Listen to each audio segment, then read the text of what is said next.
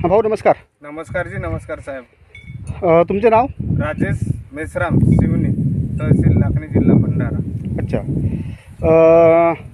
तुम्ही हे वापरले ना तुम्ही जोजो? हो हो सर, हे जोजो तर वापर. त्याच्याविषयी थोडीशी आम्हाला माहिती द्या ना. नाही, हे जोजो म्हणजे पौष्टिक आहार आहे धानाविषयी. हां आणि माझ्या इकडं एक एकर मी पेरलोय.